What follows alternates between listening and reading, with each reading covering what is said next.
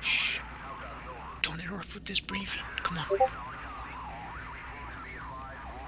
Alright, we're gonna leave them to it over there. There's a bit of a ground assault going on the planet underneath of us right now. Anyway, hey everybody. How's everyone doing? My name is Darth Matu. Welcome to Darth Matu's Fight Breakdowns. Sorry for the noises in the background. I'm an idiot and I forgot to turn off my Discord. Anyway, in this series, we break down famous Star Wars fights and we go over it from an in-universe perspective. I am a Marine and I'm into martial arts myself. Always been very into Star Wars, so I go over these fights and break them down critically. Kind of try to point out the various martial arts styles as they exist from an in-universe perspective. Today we are going to be doing the Deceived trailer of Malgus versus Master Venzalo, and we're going to check it out. Drove us into the darkest reaches. Malgus talking shit.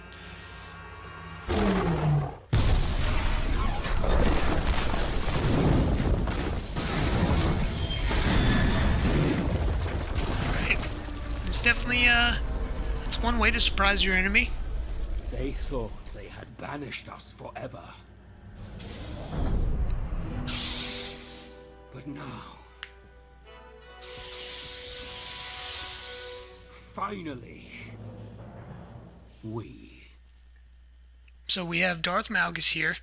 Now, it's important to remember that this cinematic takes place much, much later on than the last one that we broke down. At this point, he has been engaged in almost constant warfare for nearly 30 years, and he's one of the best warriors that the Empire has to offer. So what we're going to see in this video, much like the last video, is that he mixes and matches several forms across the course of the fight. Have returned.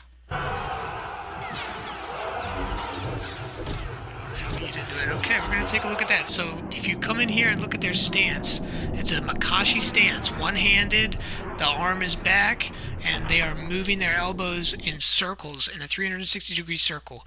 Now he transitioned into a kick with that there. But let's not forget that this is the heyday of Makashi still. Lightsaber on lightsaber fights are extremely common. So Makashi was one of the most regularly taught forms. It's not surprising to see a Jedi default to that form when faced with combat on the battlefield with a Sith. Ooh, okay, so that was cool. So we're going to back this up here. I want you guys to pay attention to the strike that Malgus deals out. It's very quick, alright, but there's two of them. There's a Makashi strike, which has his elbow tucked in close to the body. It's very light. It's a swipe that is very easily controlled. And then he follows that up with one that is very clearly pulling more from like Gemso or Juyo. It's very, very much wider. He winds up for it. He actually uses his momentum from the first strike to transition into it in order to generate as much power as possible. Okay, see, now here it comes. That very light Makashi strike right there. And then he goes straight into the Gemso. Gotta love it. Ooh, there we go. Okay, so this was a very good Ataru acceleration. Notice how he uses his momentum to keep his body moving. He's constantly moving the blade or turning himself. He uses his strikes to move from one enemy to the other. That is very much Ataru. Okay, we're going to take it back now. You can see these strikes, how he is using it. He even uses momentum to deflect that blow, constantly on the move. And his blade is just always moving. And as it turns, his body turns with it. Okay. Ooh, he comes in a Shien stance. Okay. Alright, let's take a look at that one more time. So here the Sith boy comes in from the right. He's got that backhanded Shien grip. Now he transitions into a kick, which is good. Shien is a very physical stance, but if you notice right here, he places two hands on it when he comes down. He controls his blade, he keeps it tucked into his body, and then he uses those two hands to generate momentum right here, going into his next strike. He is very clearly using Shien, which is a variant of Gemso, which is Form 5, and he is using it fairly well. That was a fairly common form among the Sith at the time. It was very much on the rise. This was when people were starting to transition out of the first two forms, really, for the first time on a wide-scale basis. And it's cool to see these little grunt-level guys doing that type of thing. So there's Malgus just yeeting people with the Force. Ah, look at him go. Okay, so this is interesting, because this is an Ataru acceleration again. Now, he uses it to block blaster bolts, which is not something which it is traditionally known for, but if you go back and watch that again, you can very clearly see how he moves through, and he actually uses his body and the momentum of the blade to move himself. Nice yeet with the Force. And now here comes... Oh, okay, this is interesting. So this is actually a nice point to contrast a Gemso and a Makashi strike. Now, this is a Gemso strike. Look at it. It's very wide. His elbow is flared up so that he can get the most momentum out of that strike. Now, we are going to go back to that Makashi strike from earlier. I'm going to play that again right here now so that you can see the differences between the two. Keep an eye on his elbow. That makes it easiest to see. As you can see in the still shot right here, he's got his elbow in this earlier strike turned down, and he's going to bring the blade directly across. It's going to be very much controlled. In the later strike, it's very much of a wide swing, and it's almost out of his control. You can tell that he's very emotionally in the fight, which to me says that he's transitioning into Juyo on the later strike. See that light strike directly across, and then on this one, he is going to come across very wide indeed. Now you can see it's even got his back arched there. It's like his shoulders have been flared backwards. That is very much not a Makashi strike. Right now, I would say that he's probably using Juyo. You could make an argument for Gemso, but the way that he choke slams the guy right afterwards tells me that he is pretty much like in berserker rage mode right now. This is something that Malgus was very famous for, and it is something that Juyo is tailor-made for. That is a style that is very wide, sweeping, and powerful, just like Gemso, but it focuses a lot more on two-handed, two hands on the hilt fighting, and it is much more about involving your emotions, finding that rage and using it to fuel your strength. See, there's that choke slam. Oh, okay, and we're going to back that up again because you can see how much he actually swings back for this attack. That is very much Juyo. He's got two hands. This stance right here, he's got two hands on his hilt. He is in the bind there with Venzalo, and you can see on Zalo's face how difficult it is for him to hold Malgus back.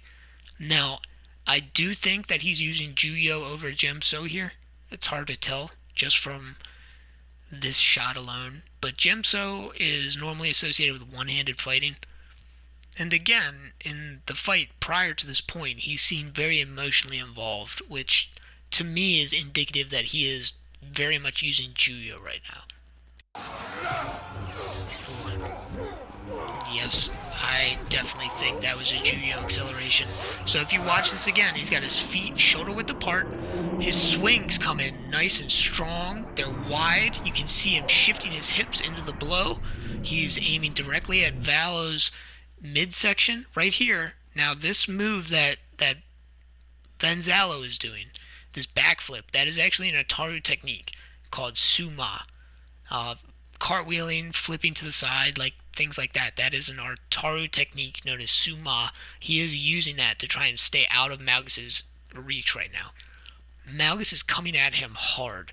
He came at him, he wasn't using it like a baseball bat, but he was swinging incredibly powerful strikes from his hips with both hands in a very furious, fast-paced sequence. That speaks to me of Juyo, and right now Zalo's doing everything he can to dodge out of the way. It should be noted that one of the weaknesses of Ataru is that there is no real defensive tactics. You pretty much have to just get out of the way like this, and it can be extremely tiring, even for the most accomplished of Jedi Masters. Okay, so here he comes again, and there's that kick. Okay. Alright. Oh, gorgeous. Here you have Zalo once again He is going through an Ataru acceleration. Watch the way he swings his blade. The momentum is always transitioned directly into another strike or movement. He is never sitting still. Never sitting still. And these acrobatics, I mean, the man had to have been in the physical prime of his life, because he is clearly utilizing Ataru to a master degree right now. As you can see, it didn't save him. Oh, okay, so this is really interesting. Malgus just went for the Shiak yet again. Now that jump, just like in the Hope cinematic, he jumped into the air, and just like in the Hope cinematic, in this motion, a downward strike with the blade raised up above his head, coming down in a sweeping motion, that would have been much easier to pull off in that situation. It would translate your momentum directly into the strike, and he did not go for that. Now Malgus is an absolutely, peerless warrior. So why would he do that? If he did that, it had to have been some type of decision, right? He went for the Shiak yet again, and that tells me that even after all of his development, Malgus is still coming from a Makashi foundation. The fundamentals that he's using, he's drawing from Makashi even after all the development he's undergone as a warrior.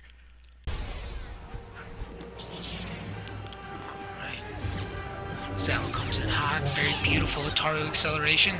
Oh man, okay, there's a lot to unpack there. Let's see if I can get it all. I'm going to back her up. So, Zalo comes in fast in an Ataru acceleration. Watch him again. Now he comes in sprinting, hot. He's going to try and translate as much forward momentum as possible into his attack. There it is. Now watch Malgus. He's not so much blocking as he is meeting Zalo's blows with blows of his own. They're almost counterattacks in and of themselves. Now he knows he has to do this in order to break Zalo's momentum, and I believe that he's using Juyo to do it, once again using his emotions and his rage, as he was known to do, to fuel his attacks. Ooh, now this is interesting. This right here looks like a Soresu block. Now we see Obi-Wan do this block. So this, to me, that is extraordinarily interesting. I believe that this right here is indicative, yet again, that Malgus is trained in more than one form. He most likely trained in all of the forms to one degree or another. I think that he might default to Makashi, Gemso, and Juyo as his main go-tos, but he pulls elements from all of the forms in the middle of combat on the fly. In the instant, as you need things. And that is the sign of a truly masterful warrior. If that is the case, which I believe it is, then Malgus is a swordsman with very rare equal. I mean, you would have to be. In this fight alone, he's gone through Makashi, Juyo, possibly Gemso, and Soresu. Ooh, Zalo with a good counterattack. Oh, okay, and then there it is. So now we see one of the weaknesses of Ataru. And that is that once you start an acceleration, you cannot stop it. And that is oftentimes a weakness that can be exploited. The same thing happens to Qui-Gon in his fight against Darth Maul. If you go back and watch that again, Zalo started the acceleration. He moved the blade up over his head and around in order to build momentum. He sends out a swing, and he translates that swing into a spin. As soon as he did that, he was dead. Malgus saw that he was spinning, he knew where he was going to end up, and rather than striking out at him, he just meets him there. He doesn't so much stab Zalo as he just puts his sword in the way of where he's going to be. It's almost the exact same thing that happens to Qui-Gon. Slight difference. Slight difference. But it's one of the big weaknesses of Ataru, and it's why if you can't overwhelm your opponent within the first few minutes using Form 4, you should really, really switch away from it and use something else, because you're just going to tire yourself out. You're just going to leave yourself open into making a mistake just like this. And that brings us to the end of this fight, guys. You can hear Malgus, he's talking shit in the background here, talking about how rage gives him power, which I think is another reason why he was using Juyo in this fight. And yeah, that does it. Welcome back to the Crimson Ascension. I hope you guys enjoyed this breakdown. I tried to be as detailed as possible while keeping the video from becoming an hour long. I know some channels like Shadowversity like to go hard with it, but I want to keep these bite-sized for you guys. So I really hope you enjoyed. If you have any questions or anything, then please feel free to comment. Feel free to comment what you think the next video should be. If you enjoyed it, please like and subscribe. Please share. That really does help a lot. And yeah, I'll see you guys next time. Until then, may the Force break your chains.